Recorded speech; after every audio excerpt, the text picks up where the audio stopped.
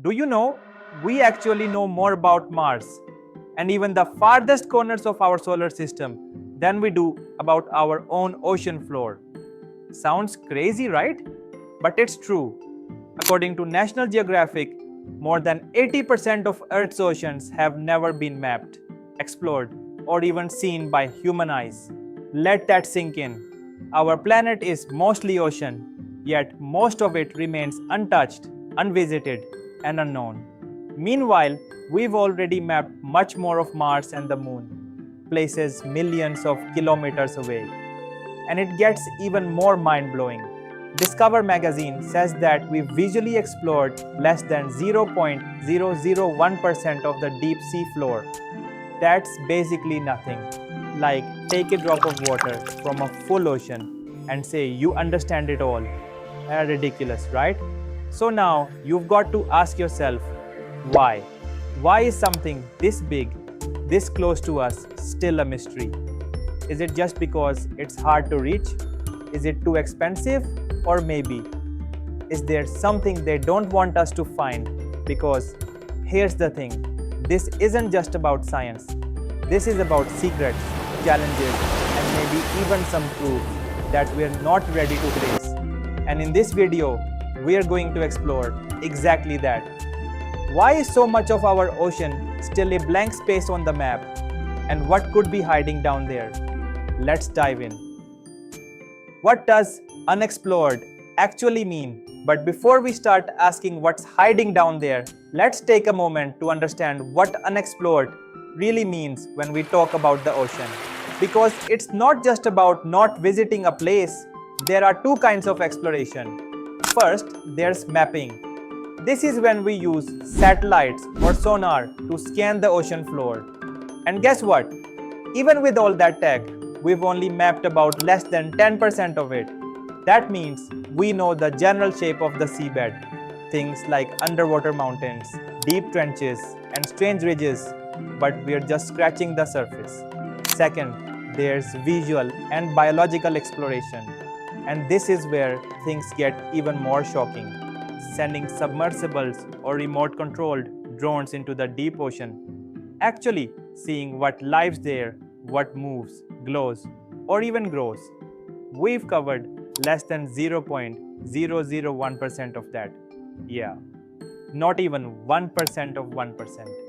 So when people say that 80 to 95% of the ocean is unexplored, they are talking about both these things. Not just unmapped terrain, but a whole hidden world of creatures, caves, and possibly even unknown ecosystems, all still waiting to be discovered. And when you think of it like that, doesn't it make you wonder what else is really down there? Why is the ocean still so mysterious? Now that we know what unexplored really means, the next question hits even harder. Why? Why in the age of AI, satellites, and space probes, the ocean is still such a giant question mark? Turns out, it's not just one reason. It's a mix of brutal challenges. We live in a time where satellites can trace hurricanes before they form. Drones can spy from thousands of feet up. Artificial intelligence is writing books, composing music, even diagnosing illnesses. We can clone animals, grow organs in labs, and even edit human DNA. But when it comes to the ocean, the thing that makes up most of our planet, we are still fumbling in the dark. Literally. Most of it is pitch black, untouched, and almost resisting us. So it's not just a matter of we haven't gotten there yet. It's deeper than that. Almost as if something is keeping us out. And that's where things get really interesting. First, the physical conditions are extreme. Go deep enough. Let's say nearly 11 kilometers into the Mariana Trench, and the pressure becomes unimaginable. Over 1,000 times what we feel at the surface. Enough to crush most machines like soda cans. And it's not just the pressure, it's pitch black, icy cold, and silent. Sunlight never reaches those depths, and temperatures hover just above freezing. Then, there's the sheer size of it all. The ocean covers 71% of Earth, and nearly 2/3 of it is deeper than 200 meters. That's a massive amount of space to explore, and we can't just fly over it like we do on Mars. Instead, exploration happens one dive, one ship, one spot at a time, and every dive takes time, money, and patience. Most underwater vehicles can only go for a few hours before surfacing again. It's slow, it's expensive, and it's risky. And ironically, our own technology is part of the problem.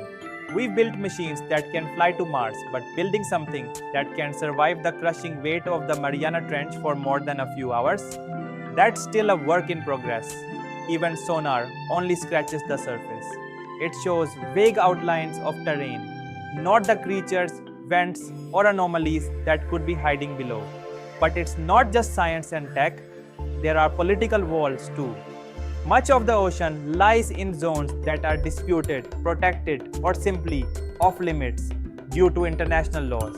Some regions are military hotspots, others are rich in resources and kept secret. Even if someone wanted to explore, they'd need permission.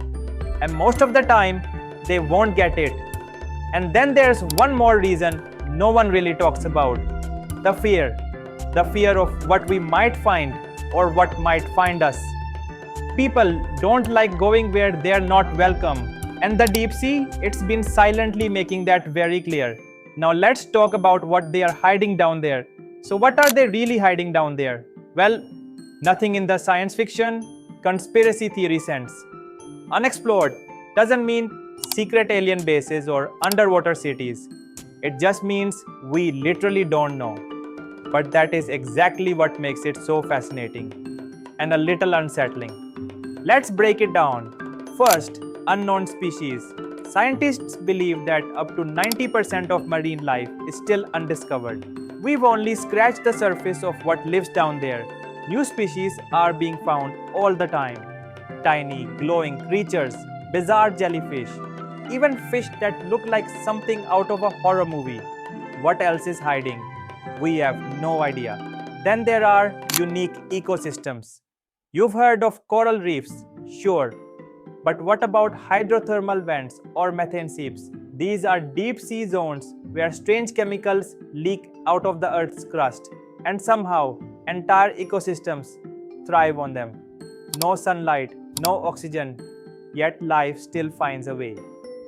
Now, let's talk about underwater geology. We know more about the surface of the moon than the ocean floor. There are over 14,000 seamounts, underwater mountains, and most have never even been mapped. Some are taller than the Alps. We don't know what's living on them, around them, or beneath them. The ocean also holds climate archives. Sediment on the seafloor builds up over millions of years. It's like a diary of Earth's climate history. But we've barely collected samples from most deep sea regions. That means we're missing huge pieces of the climate change puzzle. And then there's something everyone is suddenly interested in: mineral resources. The deep sea is filled with metal-rich nodules packed with cobalt, nickel, and rare earths. The same stuff used in your smartphones and electric cars. Governments and corporations are already eyeing these untouched regions for future mining.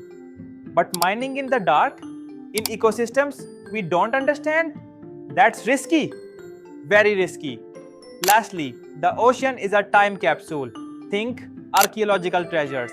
From ancient shipwrecks to planes lost during wars, like Amelia Earhart's, which some believe sank somewhere in the Pacific. There are sunken trade routes, forgotten civilizations, and maybe even answers to history's biggest mysteries, all lying at the bottom of trenches no one has ever reached. So are they hiding anything? But the truth is even stranger. We just don't know. And that unknown, it's deeper than the ocean itself. Why does all this actually matter? So, why does all this actually matter? Why should we even care if 80% of the ocean is unexplored? Well, it's not just about curiosity. It affects our world in real, powerful ways. First, let's talk about biodiversity and medicine. There are thousands, maybe millions of marine species we haven't even discovered yet. Some of them could carry unique compounds that might help treat diseases, fight infections, or even lead to cures we never thought possible.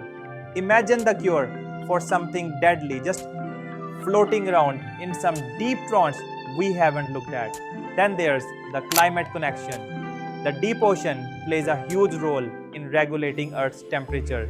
Ocean currents down there move heat around the globe, trap carbon, and basically act like the planet's thermostat. But if we don't explore and study it, we can't fully understand how the climate works or how fast it's changing. Environmental protection is another big one.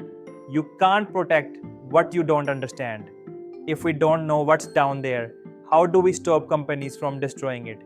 From deep sea mining to plastic waste, we might be damaging places we don't even know exist yet. That's not just sad, that's dangerous. Also, navigation. Yeah, even in the modern world, ships still hit underwater mountains or run aground because the seafloor isn't properly mapped. The USS Connecticut, a billion-dollar submarine, ran straight into a seamount in 2021.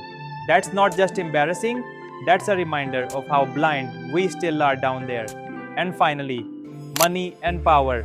The deep sea holds minerals we desperately need for modern tech. Stuff like cobalt and rare earth metals. Countries are racing to claim territory, set up mining zones, and gather ocean data. Whoever gets there first might gain a serious edge in the future economy.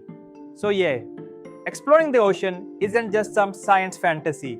It's directly connected to medicine, climate safety, protecting the planet, national security, even your phone's battery. That's why it matters.